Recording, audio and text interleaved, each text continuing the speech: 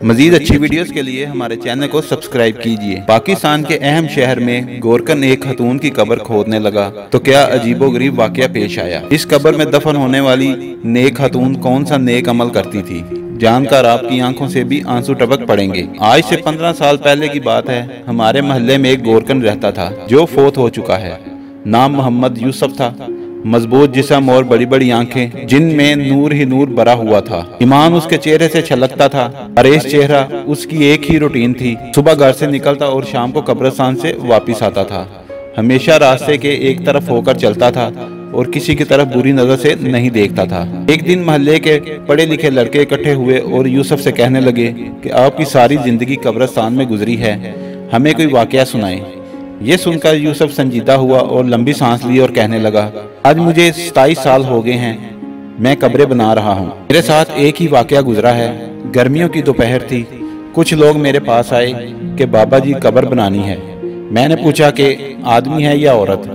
उन्होंने बताया कि औरत, करंट लगने की वजह से फोत हो गई है। वो लोग ये कहकर चले गए। मैं अमूमन अकेला ही कब्र बनाता हूँ। मैंने सख्त गर्मी में कब्र बनाना शुरू कर दी। दोपहर 2-2:30 बजे तक कब्र मुकम्मल हो गई। कब्र को फाइनल टच देने के लिए मैंने कब्र के अंदर ताल मारी तो मुझे ऐसे आवाज आई जैसे कोई शीशे की चीज टूट गई है और बस फिर खुशबू ही खुशबू फैल गई। कब्र ठंडी हो गई। मैं कब्र में ही लेट गया। बाहर सख्त गर्मी थी, अंदर कब्र ठंडक और खुशबू से भरी हुई थी। मेरी रूह तक खुश हो गई। मैं हैरानी और दहशत से खामोश रहा। मगरिब के बाद जनाजा आ गया। औरत के वर्षा ने उसे दफना दिया और चले गए। मगर मेरे अंदर तजस्सुस भरा हुआ था कि इस औरत की कौन सी नेकी है जो इसको इतना बड़ा इनाम मिला है। बातों ही बातों में मैंने मालूम कर लिया था कि ये औरत गेट बहावलपुर के अंदर रहने वाली थी और बिजली के करंट लगने से फोत हो गई है। अबाओ अजदाद यहीं के रहने वाले थे। मैंने पूछता हुआ फरीद गेट पहुंच गया और औरत के बारे में मालूम हुआ कि उस औरत का हावंद कुछ अर्सा पहले फोत हो गया था। बेचारा 6-7 साल बीमार रहा। उस औरत ने साथ उसकी खिदमत की। हावंद की शदीद बीमारी के बावजूद उसके साथ बेवफाई नहीं की और दिलो जान से उसकी तीमारदारी करती रही। बावजूद गुर्बत के उसको मेहनत मजदूरी करके खाना खिलाती रही और अपने जज्बात को अपने बीमार हावंद पर कुर्बान कर दिया।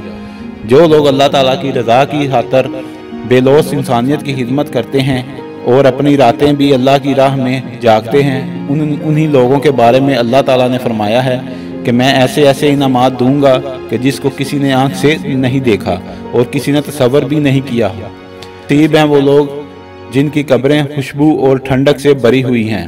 दुआ है कि अल्लाह ताला हमें और सब मुसलमानों को बख्शिश दे और आखिरत में ठंडक अता फरमाए।